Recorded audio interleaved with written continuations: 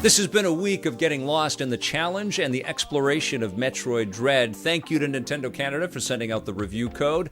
I was looking forward to this game, I think, more than any other, once I knew that it was headed our way, more than anything else that's coming out in 2021. And so I really wanted to give myself space to soak it up and enjoy this whole experience. I've been loving going back and playing some of the classic 2D Metroid games. I played Metroid Zero Mission in the summer and I loved it. I streamed some classic NES Metroid not too long ago. I absolutely adored the last kick at Metroid that Mercury Steam did, Metroid Samus Returns for the 3DS. And so this game was high on my list for something to be excited about in this crazy, tumultuous year.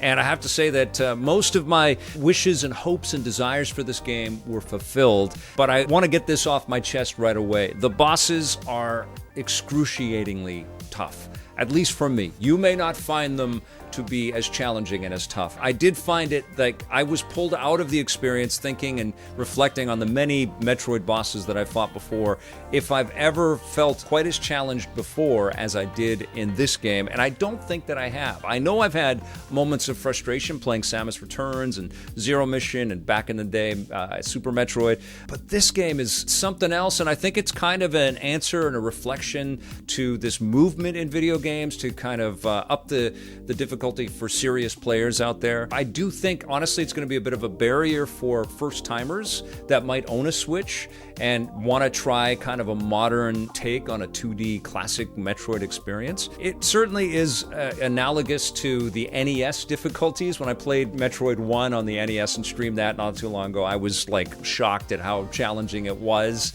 to take on some of the fights in that. But it's a little out of context in modern gaming. I mean, a lot of modern stuff really holds your hands and kind of guides you through a little bit more, is a little bit more forgiving, even gives you the chance to turn down the difficulty if you're having trouble with boss. There's none of that here. So I think this might be a bit of a shock to the system for a lot of modern players out there, even though it's absolutely worth their time. And what I recognized once I did beat these bosses and power through and get all my excellent power-ups is that, first of all, it feels incredible to defeat the bosses and to move forward and to progress into this game. It's absolutely rewarding, and you feel so empowered and like a pro, like you're really kind of getting the game. And then you'll hit another wall where you're stuck on another boss. At least I did for 45 minutes. It's like, oh my god, I can't take enough. Okay, one more time.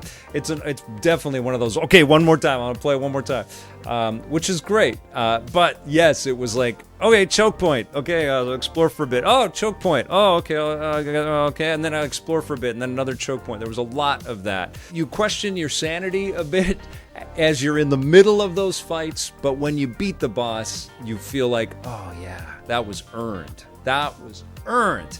And the thing that I recognized about those fights specifically is that they're all tutorials. They're all about guiding you to utilize all of the tools at your disposal. The ability to, flash move quickly away from a swipe from a claw or something, or to screw attack and bounce around and do a whole spin around somebody that's firing at you in 360 degrees. The melee counter is an incredibly important element in your arsenal. It's so effective all the way along. Whether you're fighting a boss or just a regular creature along the way, you're always rewarded for that perfect timing.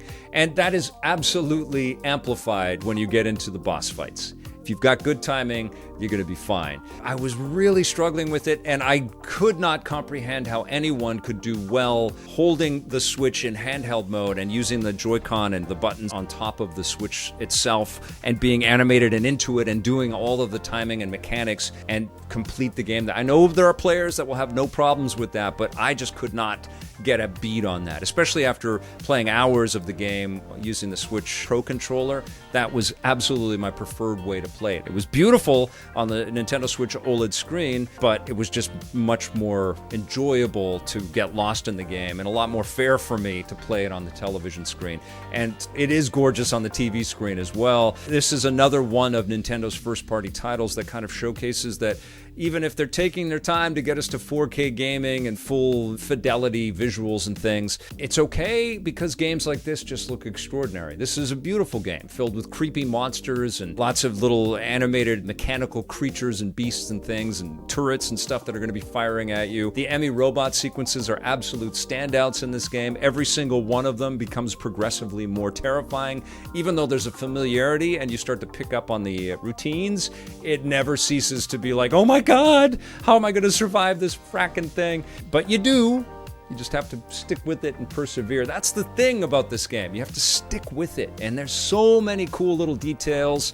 You know, I saw David Jaffe was talking about a specific sequence where he didn't know that he was going to be shooting into a wall in order to access another point in the game. And that's a very, very sound comment from a designer, from a game director that really knows mechanics and guiding players through experience. But one of the things that is true about Metroid now and has always been true about Metroid is that eventually, not only do you acquire the sixth sense to understand where you can go and what might be hidden around walls, and you pick that up, but you also pick up a radar device that allows you to kind of sense the area around you. And then you pick up the tools, you know, you pick up better weaponry and better bombs and better wave weapons and things like that that will shoot through walls. And every one of those upgrades, whether they're the ion upgrades or whether they're the Chozo upgrades where you shoot the little ball and out comes the gift. It always feels like Christmas when you get those. But every incremental upgrade of your ability is just so freaking satisfying. And also, I did find that this is a game that once you beat it, it's like, okay, at least for me, I'm going to put it away for a bit, but I know I'm going to be playing this one again. It's just so elegantly designed, so intricately woven for a cool experience and surprise. It boggles my mind, honestly, how the developers would jigsaw puzzle where you would go and how it would loop around and what would be cut off and what part of the map would be accessible and what part of the world you really need to get to. And you look at the game kind of like from a micro level, and it's room to room, and you're trying to figure out all the secrets in every room. And then eventually, as your powers increase, it becomes much more of a macro experience. And the whole environment of this planet ZDR becomes where you need to go and explore. And so you're bouncing around the map and going from left to right and, you know, getting into the water and into the lava. And all of these things that were impediments become your home. You know, you make yourself at home on this alien planet. The beasts become much less threatening until you get to the bosses. And then the bosses, you shake your fists and you just power through it. You play it again and again and again. And you think about giving up. At least I did a couple times. And then you don't, and you get through it. This is an extraordinary Nintendo Switch game. It's not my favorite.